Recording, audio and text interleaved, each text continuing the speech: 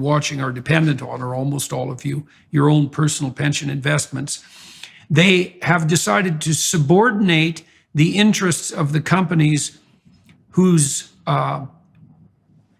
enterprises these funds are invested in to the demands of the climate apocalypse, essentially.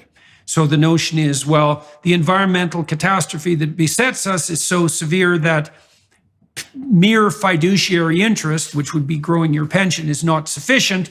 You have to adopt the net zero Paris Accord goals, and your corporations have to devote themselves to that. And then in addition, it's not only on the environmental front, it's also on the social front, which means that corporations have to buy into the entire diversity, equity, and inclusivity movement, which is essentially a radical left-wing movement, or they're not doing their duty properly at the highest moral level.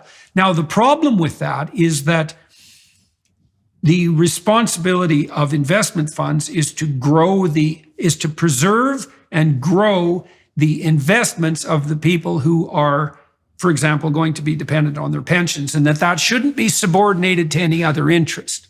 Now, the ESG pushers have said, oh, look, we can have our cake and eat it too, because if we invest responsibly, whatever the hell that means, we're actually going to see greater returns. Now, there's no empirical evidence for that whatsoever. In fact, the CEO of Vanguard in the last 2 weeks, Vanguard was pushing the ESG cart assiduously, just like Blackrock. The Vanguard CEO came out and said that there's no evidence whatsoever that ESG investment outperforms non-ESG investment over any stretch of time.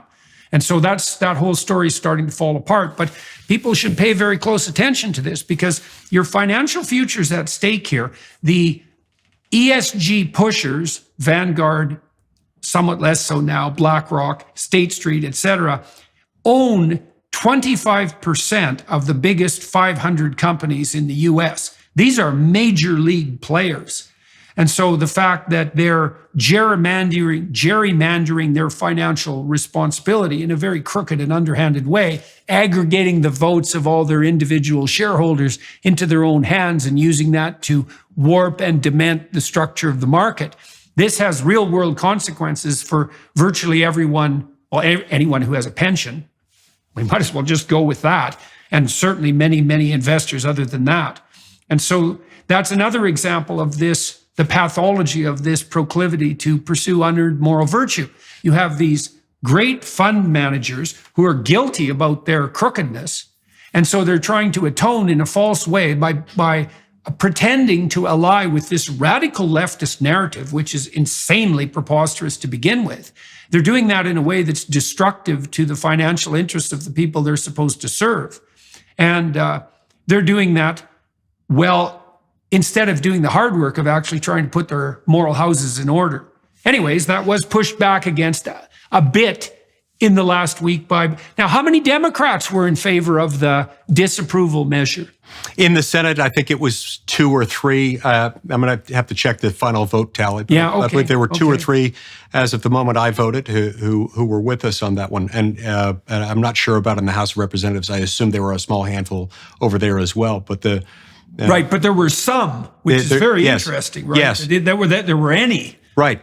And so they're seeing this thing that you're describing, which is that these fund managers are subverting the interests of investors, from truck drivers to teachers, from surgeons to service station attendants, people who have put their retirement money into a fund and are expecting a return are getting less of a return than they would otherwise get because they're betraying their fiduciary obligation. But do not fear. They probably say to themselves, we're virtuous. They assign this unearned moral virtue to themselves in doing it, and therefore say, not only is it not wrong for us to do this, it would be wrong for us not to do this, and people who don't do this are themselves wrong, and so we must crush them. That's what ESG is about.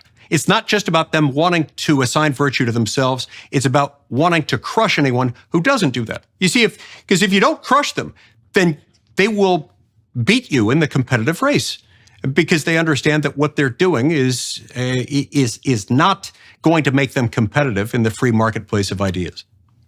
Right. Now, you tangled up the Chinese social credit system in this discussion, and so I figure we should unpack and elaborate on that. So One of the things